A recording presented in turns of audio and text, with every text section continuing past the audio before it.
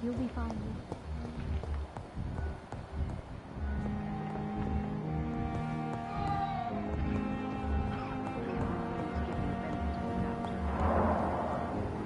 How long must I wait, damn it? Blaming me will not further your agenda, sir. How long's it going to take to fix me, Professor, huh? A year? You have the right to disapprove of our matters.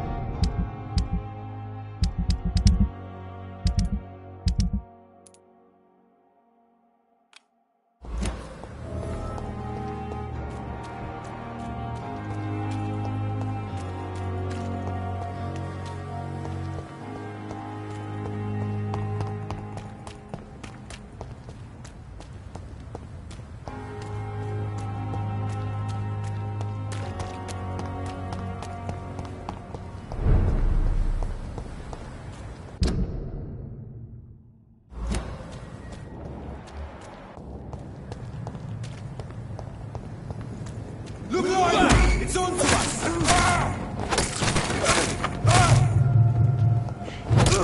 No!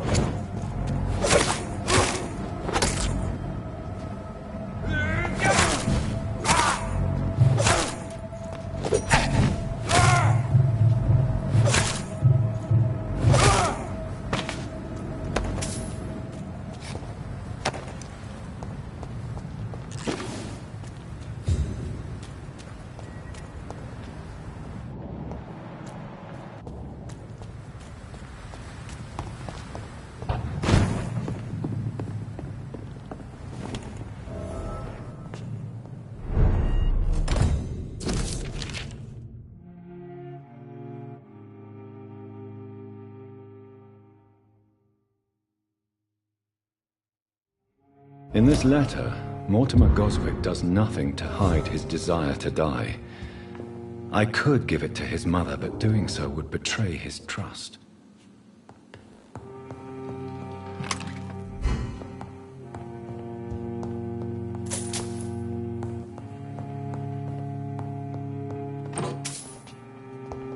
It's locked, all right.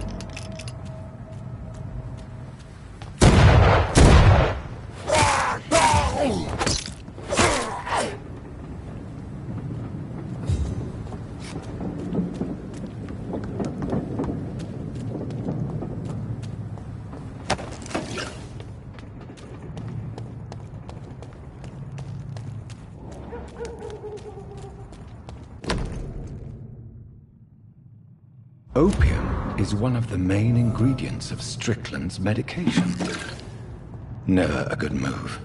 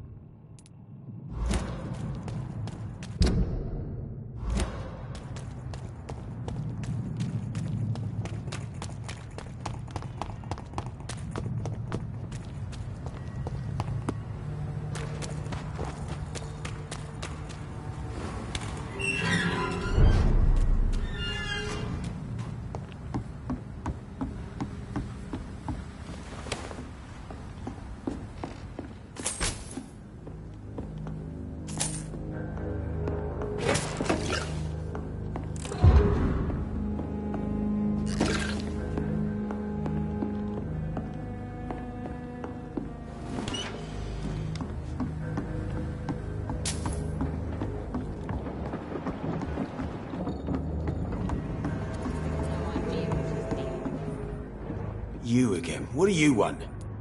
Do you need medical help, sir? Yeah, I do. If you can throw in some drugs, I can find use for that too. So you can sell them on the black market? Sorry, I'll only provide you with exactly what you need. Fair enough, Dr. Reed. Don't cost me nothing to ask.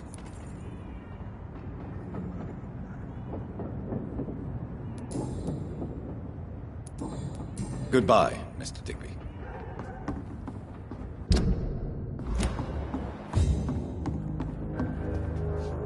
Good evening, Miss Cox. Hello again, Dr. Reed.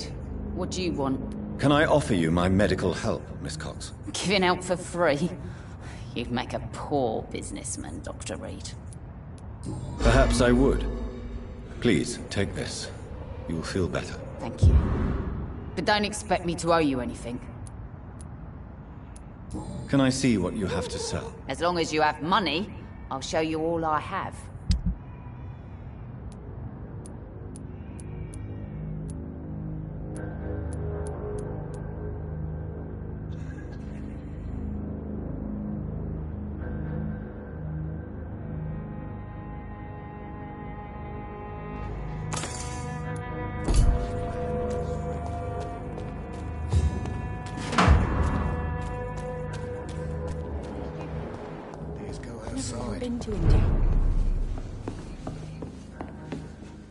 Good evening, sir. Whatever.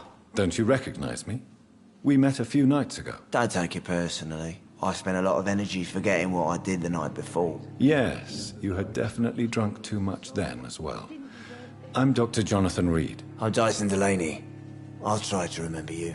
This time.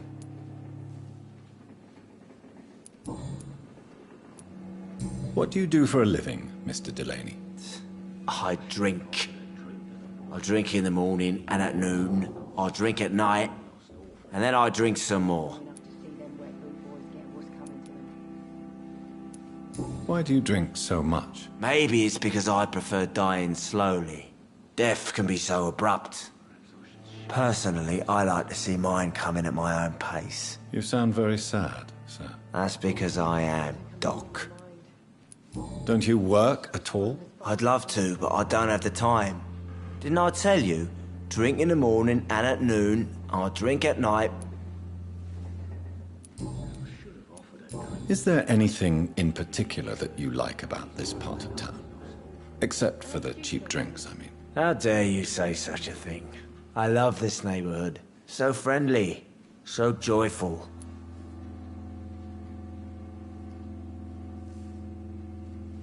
No reason at all to rejoice, then? Life is hopeless and then we die, is that it? Let me tell you a story.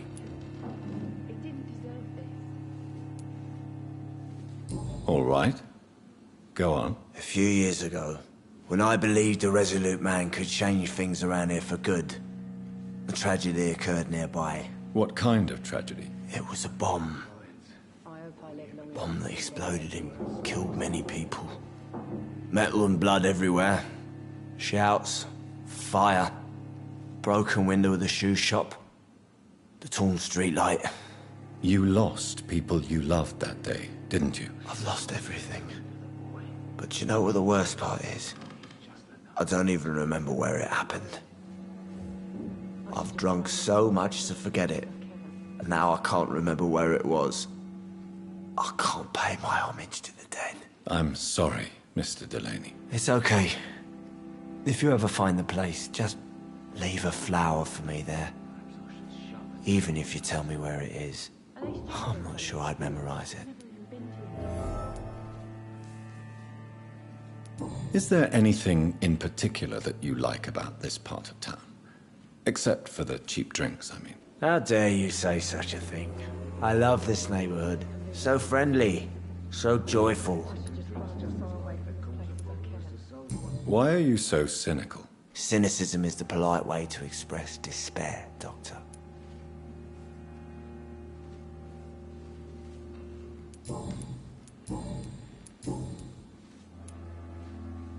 Surely you must have had dreams and expectations when you were young, like everybody else. Sure, I wanted things to change.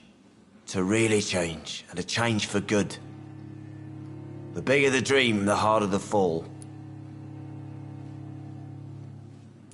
Sounds like you were an idealist, which is honorable. No, sir. I was an anarchist and I believed that exclusive property is a robbery in nature. I wanted a new world to rise from the ashes, Dr. Reed. Do you really think the world is that bad? No, I believe we all can choose to make it better. But most of us are too weak, too corrupt and too guilty. I failed for sure, but others will come.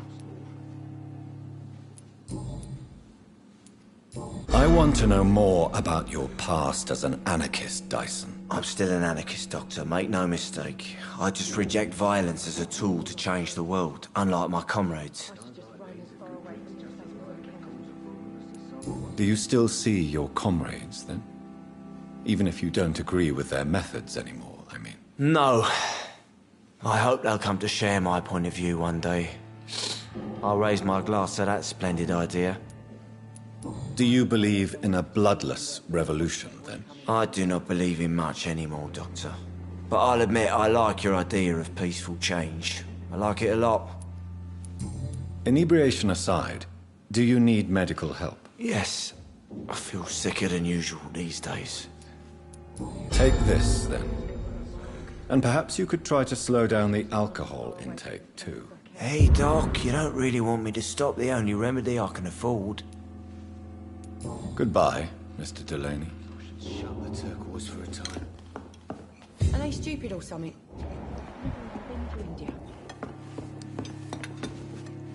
Evening, miss. Well, I never. That's a first. Customers who make that much mess rarely come back. Never mind in fancy togs. I'm much more myself than when we first met. By the way, I'm Jonathan, Dr. Jonathan Reed. Welcome back to the Turquoise Turtle then, Doctor. I'm Sabrina Cavendish. How can I help you?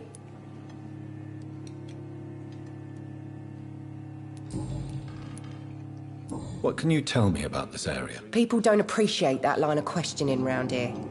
You best be more careful with what you say, sir. You look concerned, Miss Cavendish. This is a bad borough. Most people I know are afraid. Most locals will rob you blind, or worse. You best mind your step.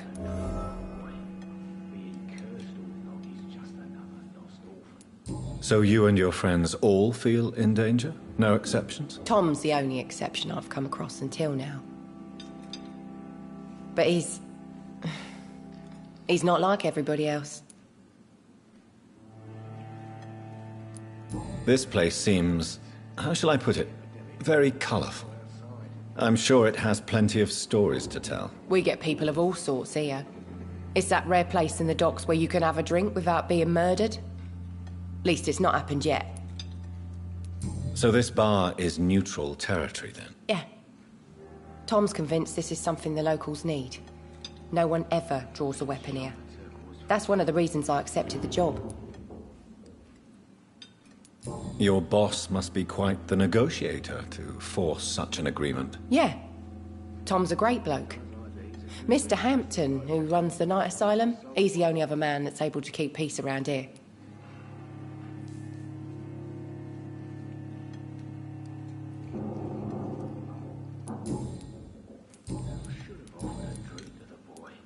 Excuse my curiosity, but where exactly are you from, Miss Cavendish? Something bothering you? What, my name? Or my complexion?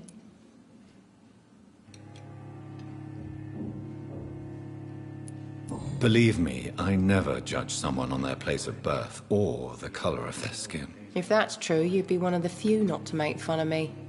Just you, Tom, Dyson, Miss Fishburne, and of course Mr. Hampton. I'm sorry if I worried you. I was just curious to find out if you know this part of town well. Nosy.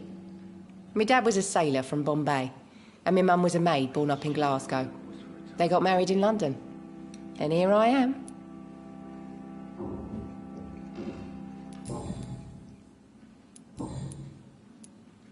Goodbye, Miss Cavendish.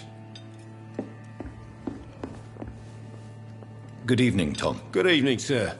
How are you tonight? Back to the docks, are we? You remember me then? Of course I do.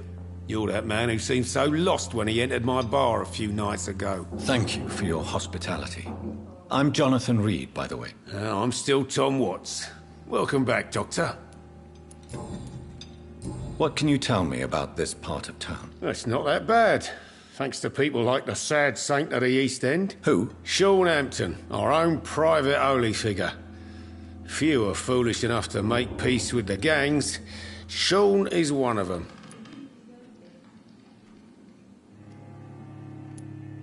How is it you can keep this place open? This part of town doesn't seem particularly safe. Well, since everybody needs a drink, my pub is considered neutral ground by most groups.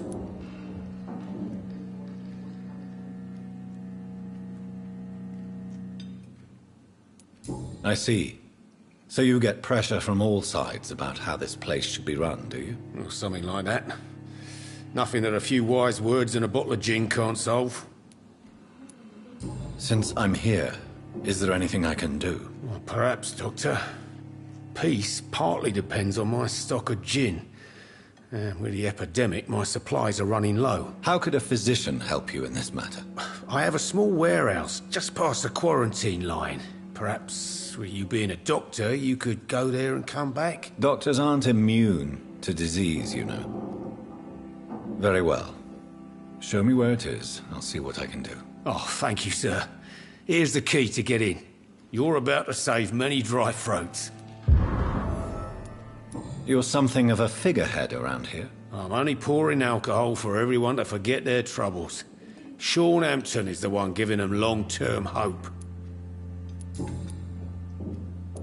Why does your waitress feel in danger working on the docks? This part of town is dangerous for all, but for women it's worse, as always.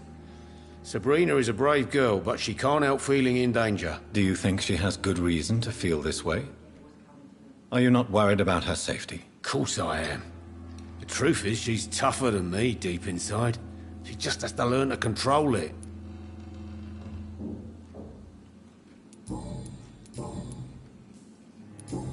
Goodbye, Mr. Watts. So few clients. I should just run as far away from this place as I can.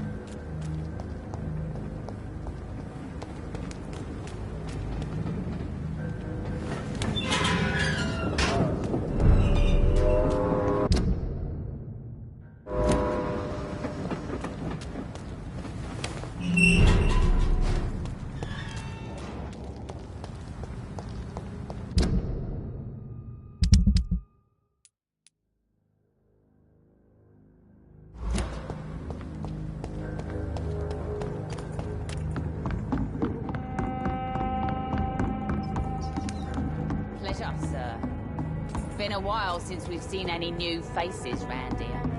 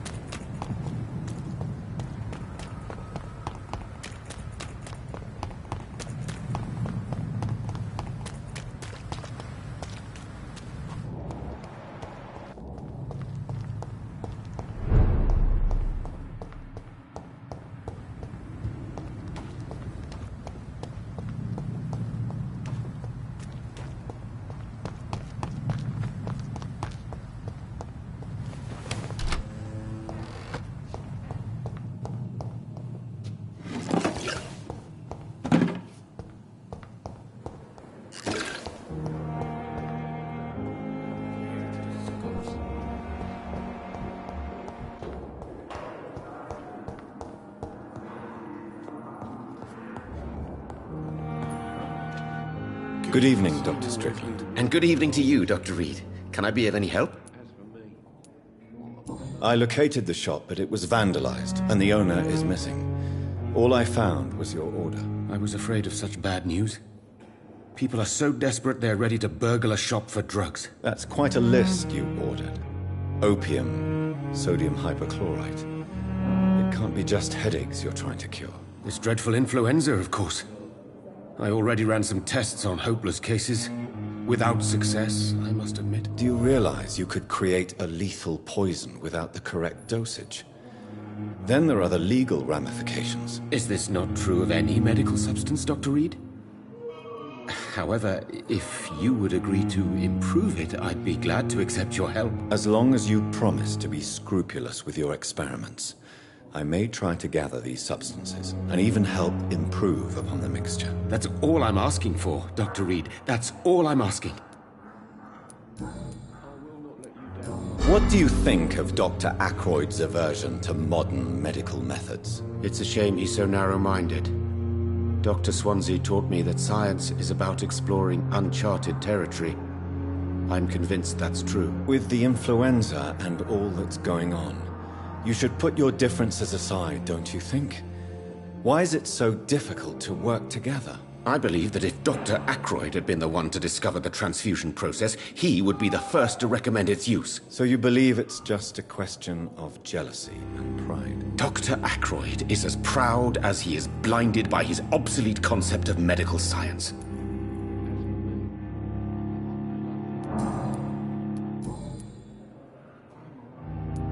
I want to know about these secret tests you run, and if they can save people from this epidemic.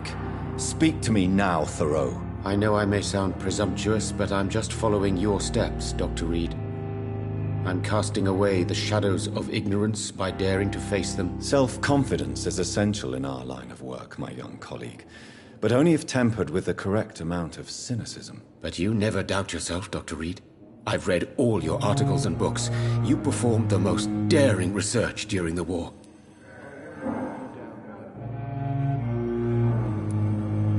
Don't you think we have enough work already? Perhaps now is not the best time to be chasing shadows. Chasing shadows, really?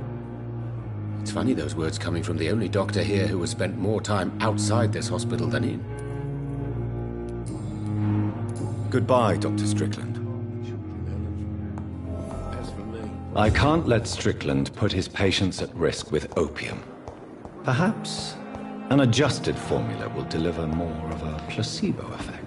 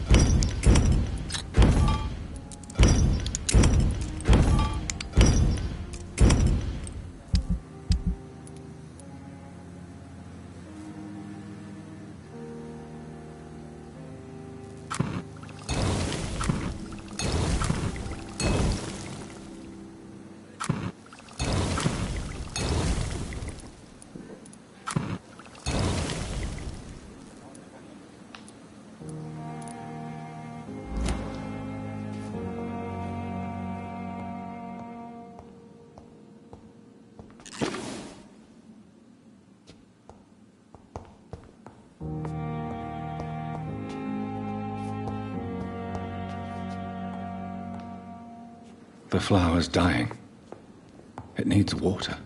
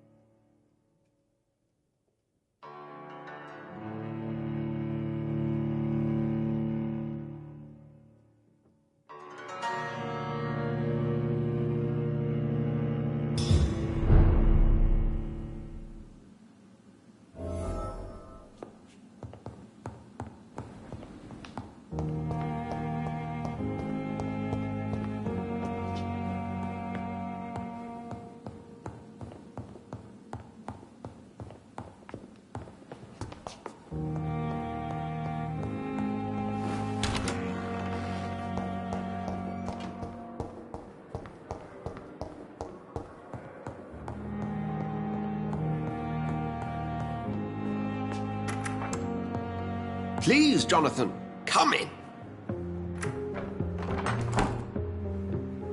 Fascinating, is it not? In the last decade, so many mysteries have been brought to light with our microscopes. The human body, biology's penultimate frontier. The more we explore its boundaries, the less we're able to trace a clear line between life and death. You, my friend, have a foot in both countries. The view must be vertiginous. It's at least as vertiginous as chatting about vampires with you, I would say. This must be all so new to you. This area of town, the hospital, a brand new life. How stimulating it must be. I wish I could share your enthusiasm, Dr. Swansea, but my condition defies scientific categorization. Undead? Unalive? Immortality defies logic. I cannot express my thrill at this serendipitous turn of events. The world's most eminent specialist in blood transfusions, a vampire. One might say a gift from heaven. It may seem strange, but your words have brought me some comfort here. Forgive me.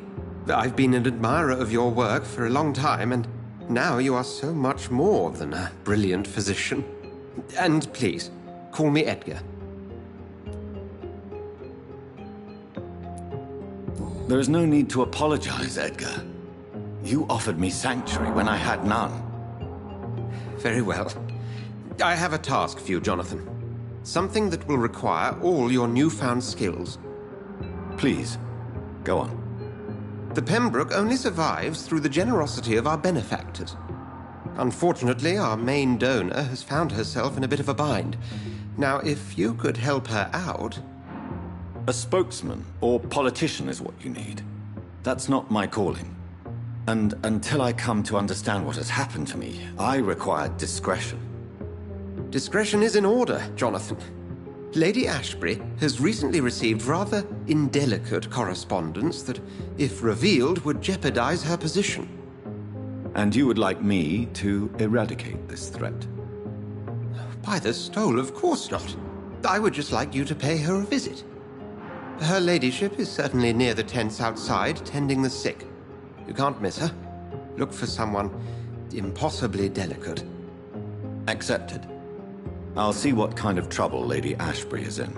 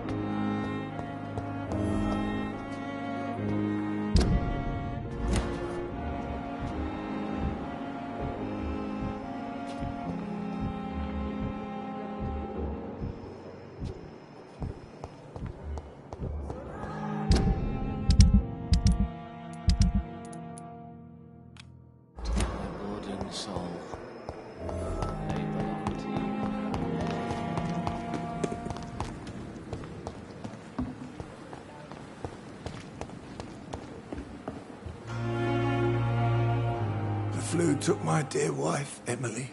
I take comfort knowing we'll soon be together again.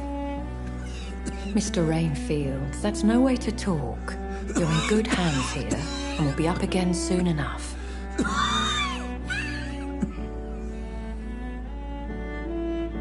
Now do me a kindness and get some sleep. I'll be back round later. Your words are kind, the blessings of an angel. You're the sweet, sweet Lady of Mercy.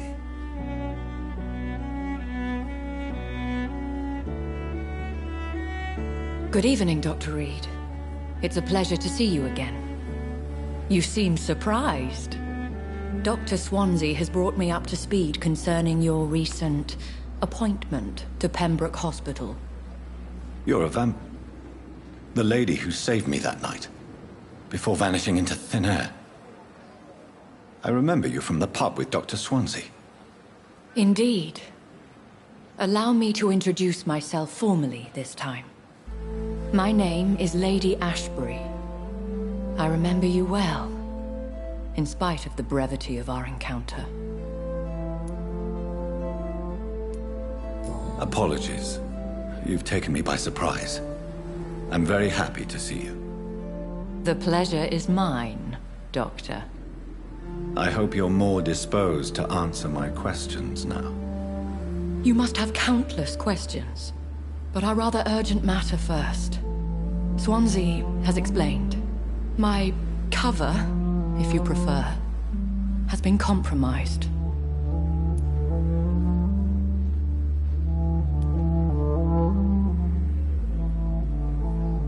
Have any of the patients given you trouble? These poor souls have so little left to live for.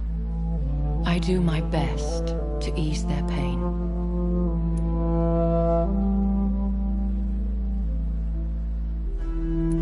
The world would be a better place if it were cared for by women like you. You make me blush. I am simply a necessary evil.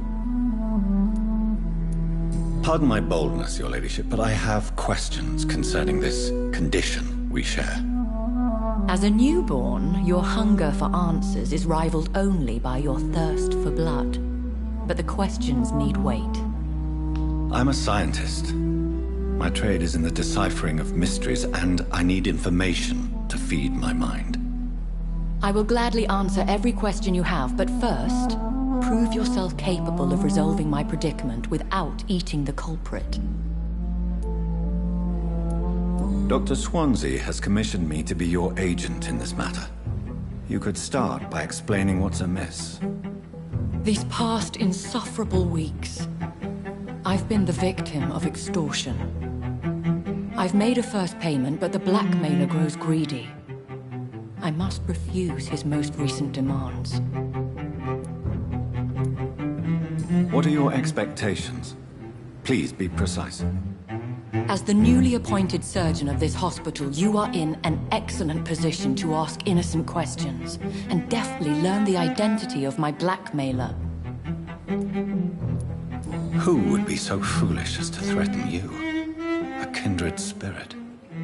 Even if it were the case, and I highly doubt it, a vampire would have asked for something more valuable than money. My suspicions lean toward a patient or their family. If we're dealing with an ordinary criminal, surely you've the means to deal with it yourself, if I may. As immortal tradition doth dictate, all fangs and hypnotic eyes ablaze, the blood would run like a river. That's what I hope to avoid.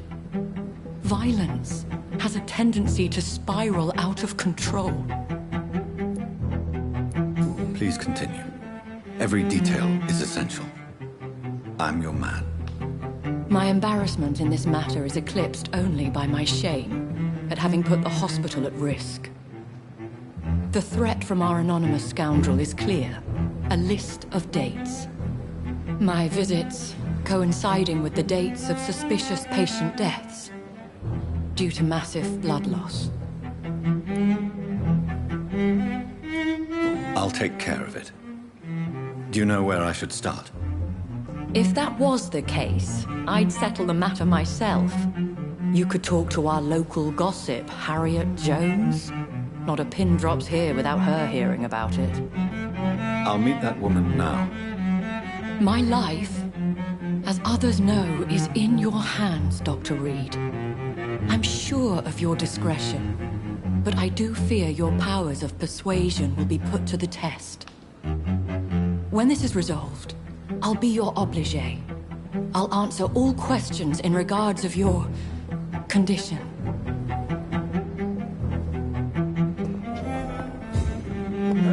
We're so lucky to have to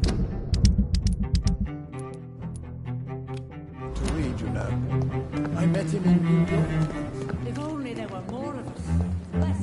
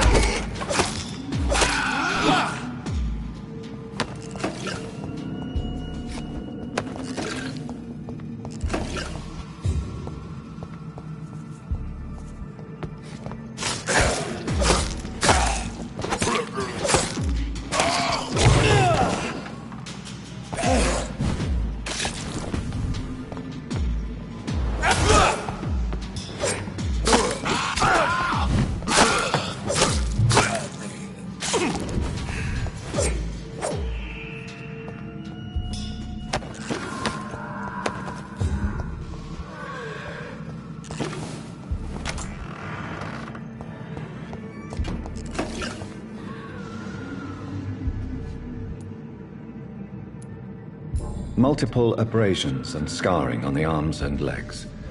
Old and distinctive injuries of a sailor or a fisherman. Traces of a pinkish foam at the corner of the lips. Some sort of drug overdose, perhaps? The chest was originally open to perform the operation. The sutures are clean, but the chest has been reopened. A puncture over the left lung, possibly a chest tube insertion. Not the cleanest work, but I think it was successful. Signs of internal bleeding. So, Dr. Tippett's anesthetics were incorrectly dosed, causing the patient's death. And then he tried to operate on him again. Tippett has made an egregious error. It's time we talked.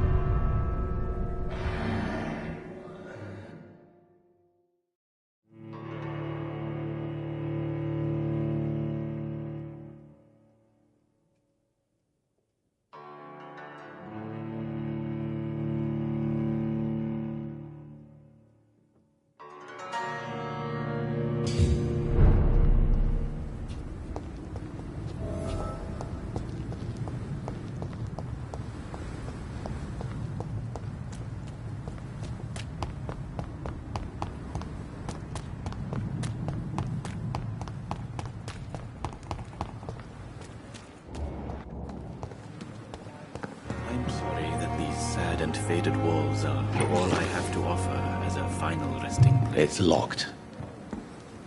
Good evening, Dr. Reed. Such a pleasure to see you again.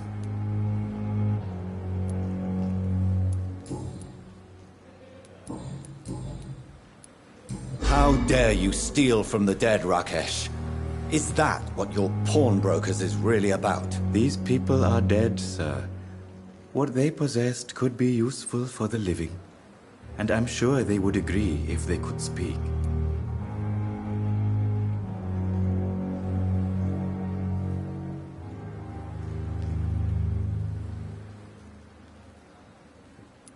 You should show respect for the dead. What about their loved ones who may treasure these items you sell? The bodies I watch over are the unwanted and undesired, sir. I would never deprive anyone of their family artifacts. Have you heard of someone blackmailing people in the hospital? Pardon me, sir, but I have no idea what you're talking about. Please show me what you have to sell. Of course. It's just trinkets and curios, really. But I'm sure they can be useful.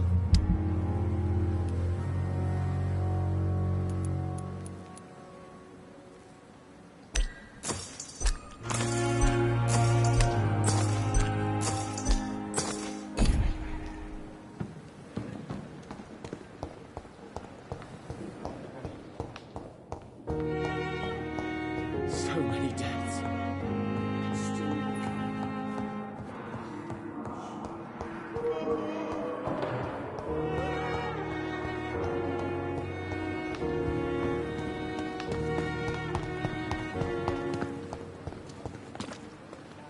Good evening, Nurse Brannigan. Good evening, Doctor. Have you heard rumors of anything underhand going on here at the hospital? No, Doctor. Never.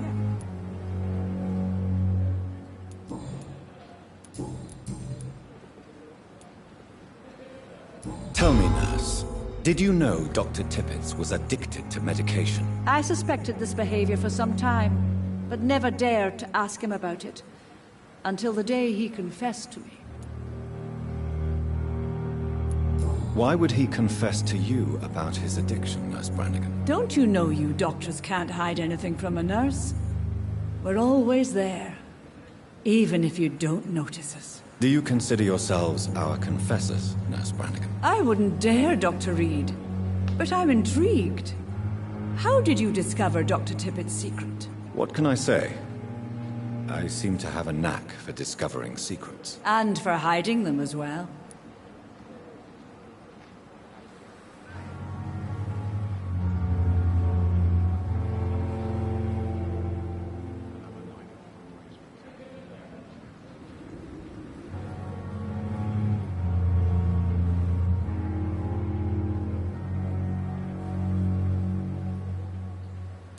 Do you approve of his addiction? Of course I don't approve. But I understand he needs it to fight the exhaustion. Let's hope he'll stop injecting himself once the epidemic is over. And what if he doesn't? Then we'll have to convince him to stop. I believe he's still in control of his addiction, for now. But we must remain vigilant. Goodbye, nurse. Call me if you need assistance.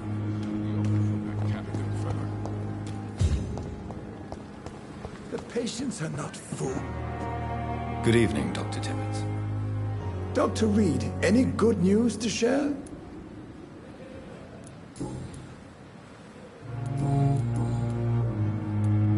Corcoran, I want you to tell me about Mr. Connor. How did he die? What happened? He was my patient. He died because of my mistake. That's the blunt truth.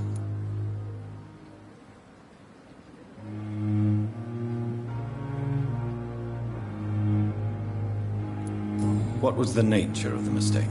It was a twofold error. My diagnosis was wrong, and the administered dosage was too strong. Why not stop practicing? Are you mad? I killed that man, I admit it, and it won't happen again. I have saved so many lives since then. Who was this patient? I don't know. Some sick man from the docks, maybe a fisherman. I had no time to talk with him. No one claimed the body. Have you heard of any underhand dealings going on in this hospital? I have no time for such triviality, my dear colleague.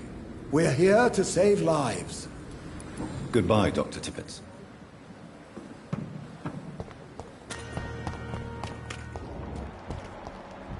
Perhaps I should have considered the offer from that Camden first.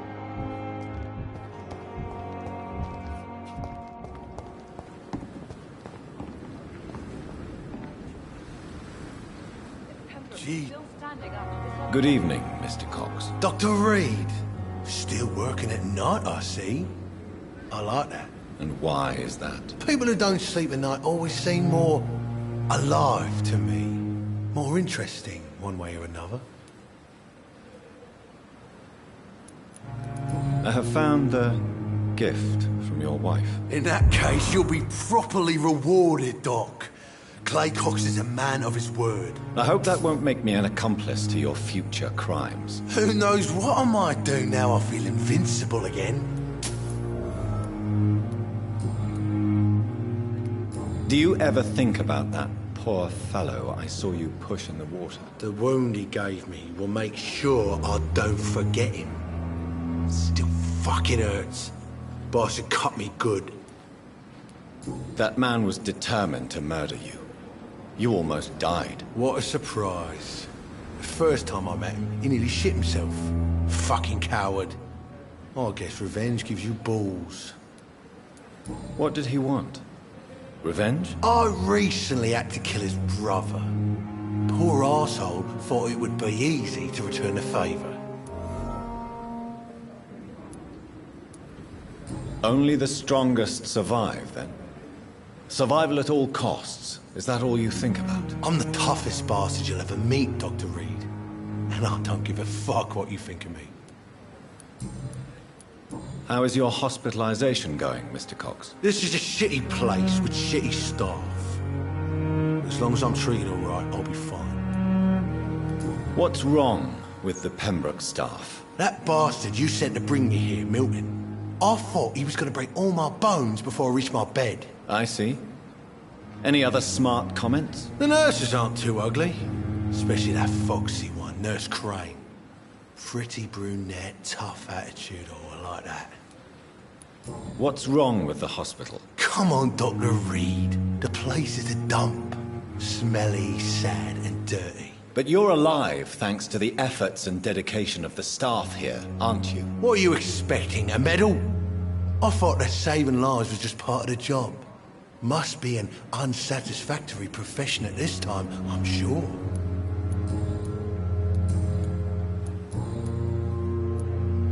How long do you think you can escape the law, Clay? I know this city like the back of my hand, Doc. I know its streets, who to pay, who to avoid, and who to bully. I won't get caught. You're lucky to be alive, Mr. Cox. I hope you're starting to take better care of yourself. This place is full of sickness and decay. How could I get better in such a dump? Consider yourself lucky that I'm treating all of my patients equally. But don't push your luck. Don't play the innocent with me. I'm sure you have good reasons to act this way. And also weaknesses that can be exploited. I'll leave you for now, Mr. Cox. When I get back, I'll have a word with Tom. Really piss me off this time. Good evening, Nurse Brannigan. Good evening, Doctor. Tell me what Dr. Tippett did. I know his mistake caused a patient's death. If I had not covered up his error, Dr. Tippett would have been fired from this hospital. I could not let that happen. You can't allow your emotions to dictate your conduct concerning patients, Nurse Brannigan. Look around you, Dr. Reed. Do you really think we can afford to lose a brilliant practitioner like Dr. Tippett in our situation? I can't say I approve of what you did. But as a field surgeon, I know that some situations require you to bend the rules. I'm not proud of what I've done, but to contain the epidemic must be our priority, so we can't afford to lose Dr. Tippett. I've decided that I won't reveal Dr. Tippett's, shall we say, misdemeanor. I'm so glad you share my point of view.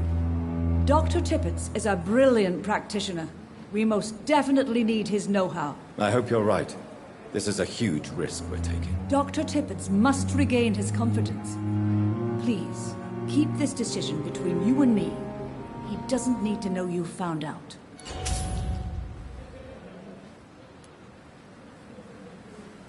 Goodbye, nurse. Call me if you need assistance. Miss, please, I feel sick. Get over here now.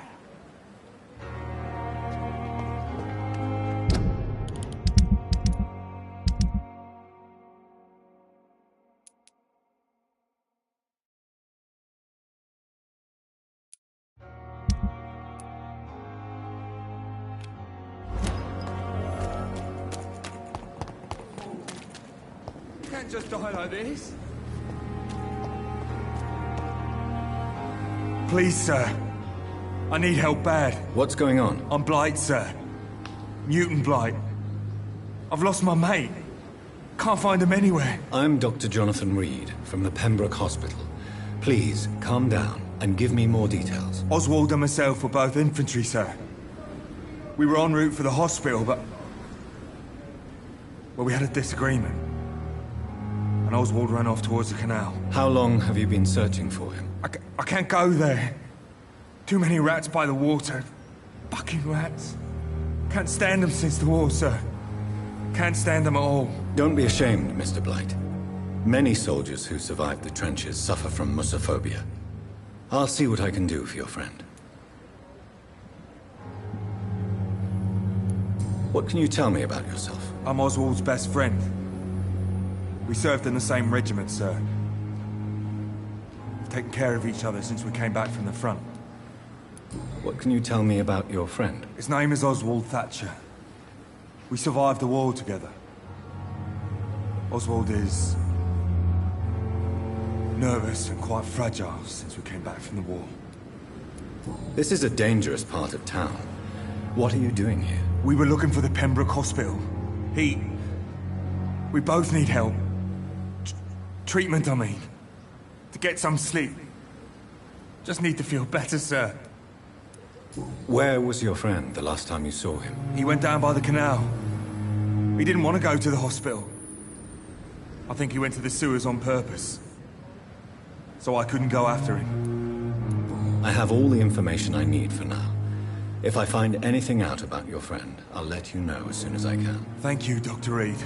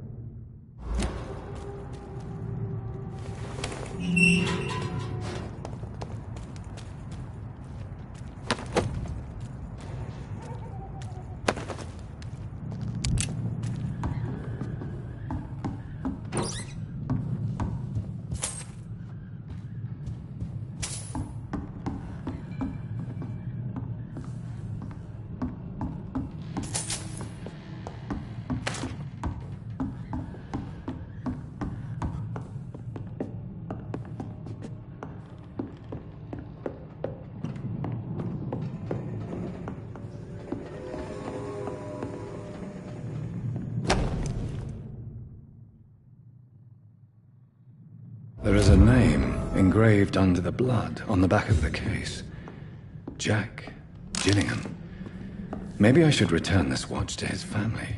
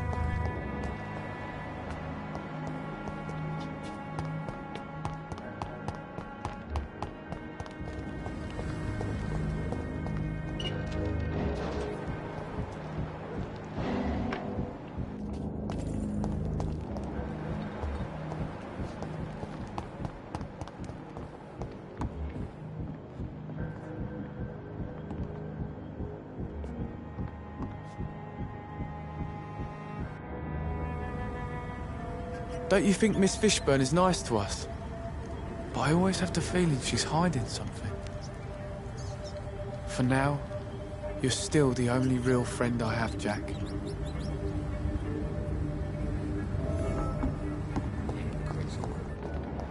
Maggots and liars.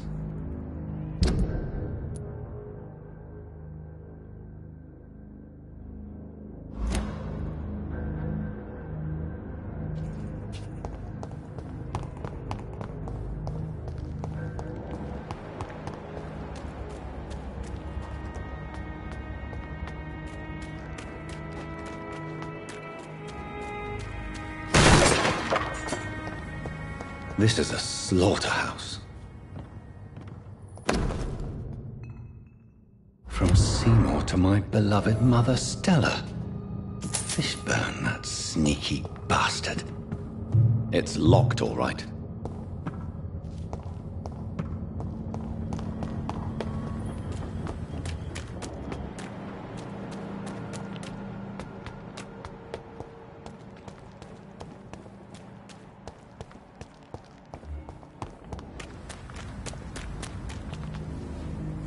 Good evening, Mr. Fishburne. Yeah.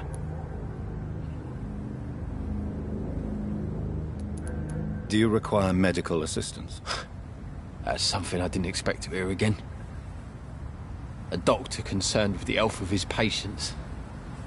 Yeah. I could use some help. On several matters, in fact. I don't know which kind of doctor you're used to dealing with, but it's a doctor's purpose to heal people. And is it your purpose as well, Mr. Reed? I would say it's a convenient way for gaining people's trust. I have retrieved the gift for your mother, sir. Great. Give it here then and take this for your trouble. I also found the corpses. The ones under which you left the necklace, Mr. Fishburne. Ah, so that's where I left it. I can be a bit stupid sometimes.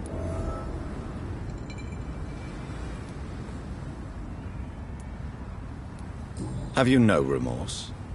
You don't even deny your crimes. I have many weaknesses, Dr. Reed, but lying about who I am ain't one of them. You're not a mindless animal, Seymour. Surely you have something to say about these murders. Speak up and I will listen without judgment. Could be right, Dr. Reed. Maybe it'll do some good to confide in a gentleman like you. You being educated and all.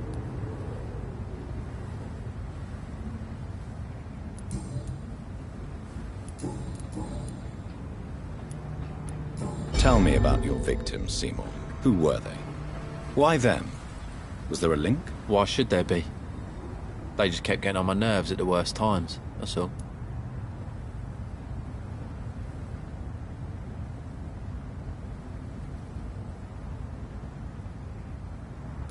How many? How many victims? It's not like I keep records. It happens when it happens.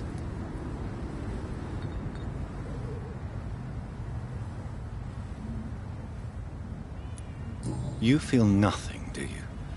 No empathy for your victims at all? You seem pretty calm yourself, don't you?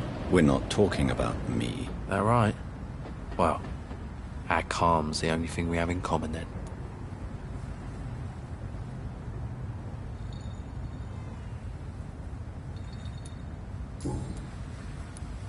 Did you take pleasure in killing them, Seymour?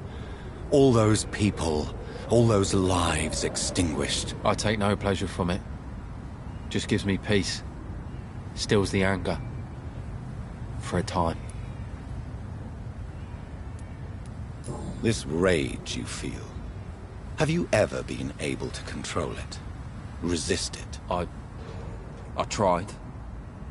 For my mum, I tried for her. Telling the truth made me feel better. For a while.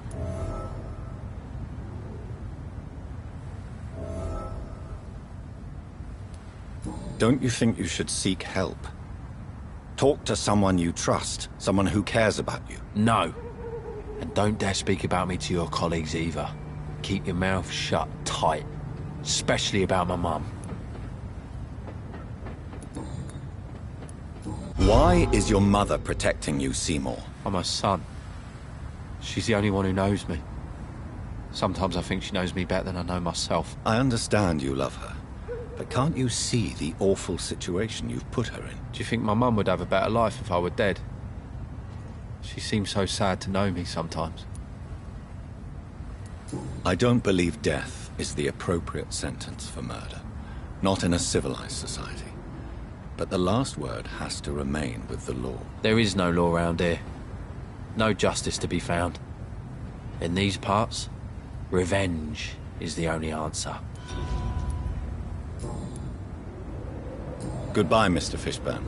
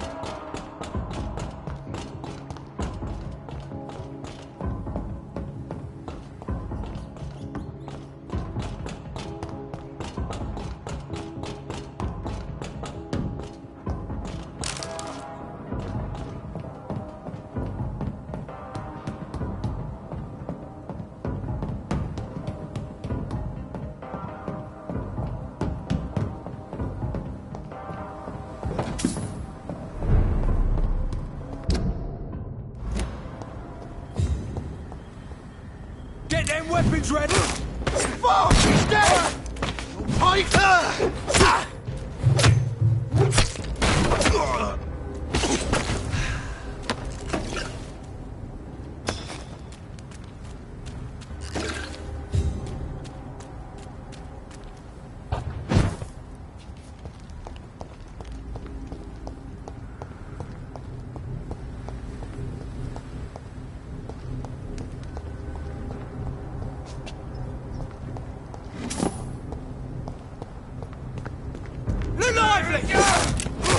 Die, vermin!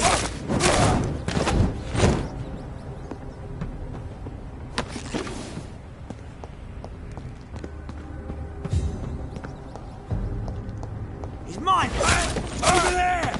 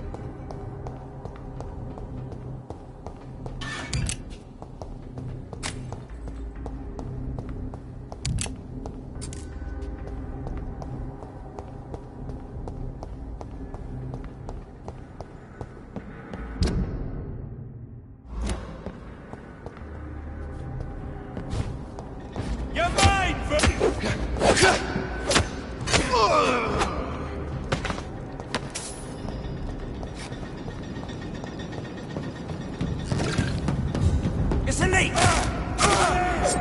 There's one of them vermin!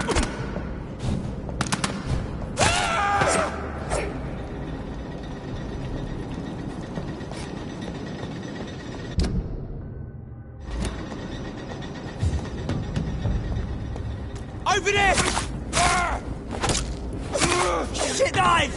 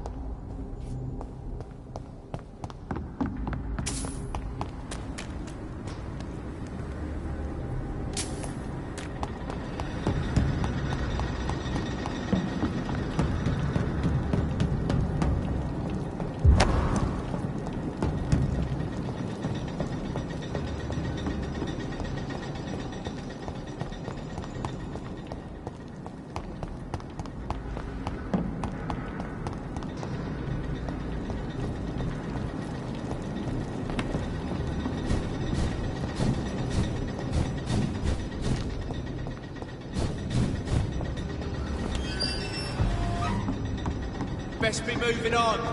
It's a leech! Die, vermin!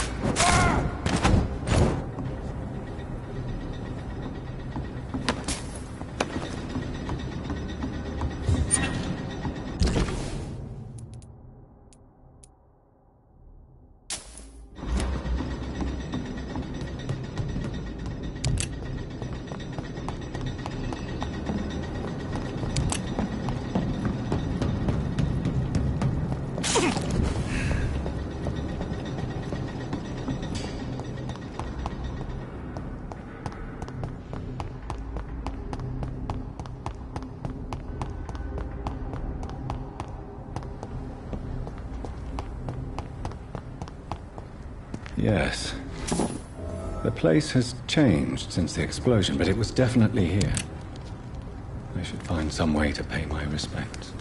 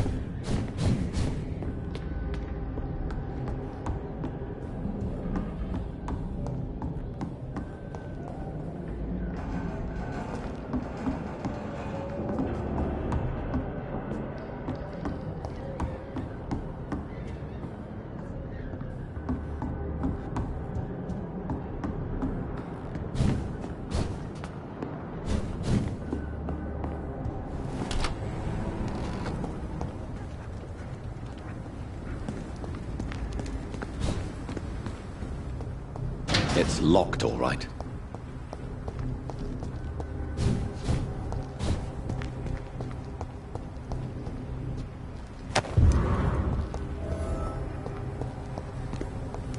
May all who suffered from this tragedy find or rest in peace.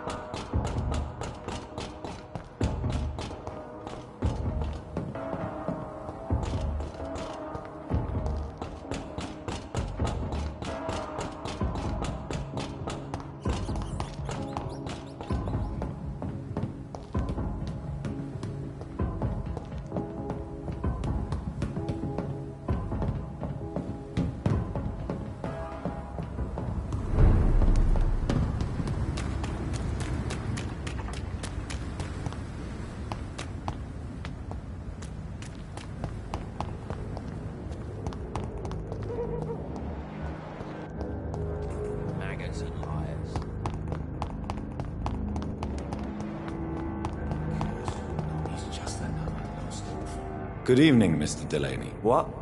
Ah, you're that doctor. I found the location of the explosion, Mr. Delaney. I placed a flower for you where it happened, just as you asked. Really? That's so kind.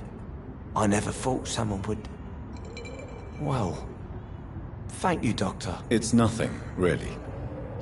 And I'm sorry for your loss. What? No, I didn't know them. No car was supposed to park there that day. Stupid bastard, why did he park there? You're the man who hid that bomb. I don't want to talk about it. Leave me alone.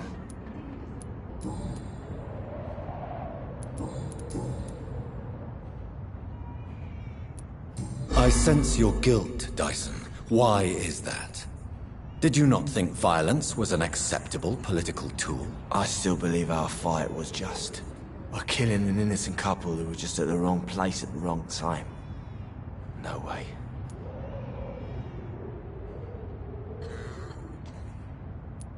That bomb also killed you that day, don't you see? You just die a slower death, drink by drink. I know. Maybe I deserve judgment. Until that day, I'll just be Dyson the drunk, not Dyson the murderer. I want you to remember the bomb, Dyson. Tell me about it. No. I don't want to remember it.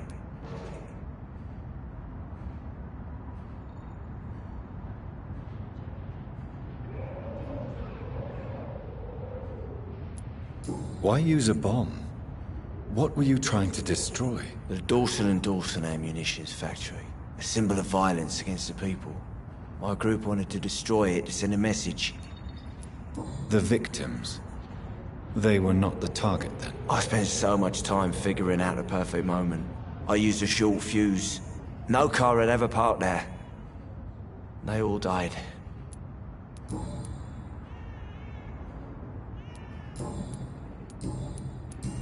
Goodbye, Mr. Delaney. Been a while since we've seen any new faces.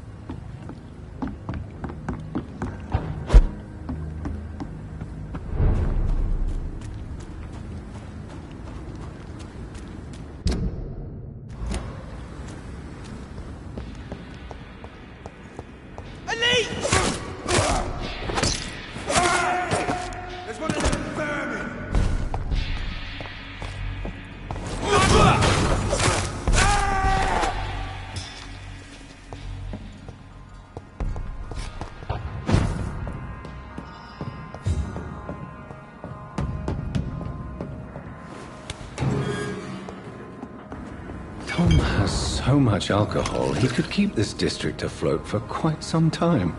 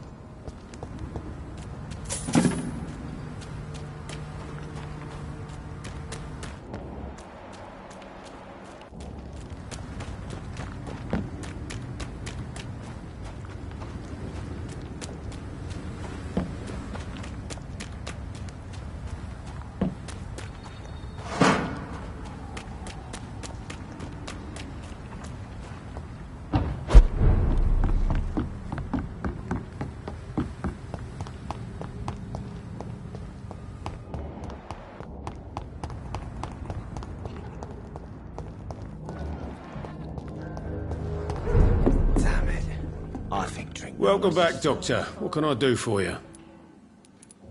You lied to me, Tom. Your warehouse wasn't empty. It was inhabited with armed vigilantes. I'm sorry, Dr. Reed, but I thought those Prewen guards would be willing to let someone like you pass without trouble. That was devious of you, Tom. Next time you can bloody well go yourself. I apologize, Doctor, but it's just that I prefer to avoid the law, its enforcers, and all manner of thugs in uniform. Here is your booze. I hope it will appease your customers. Just try not to kill anyone with this poison of yours. Believe me, Doctor, most of my customers are less agreeable when sober.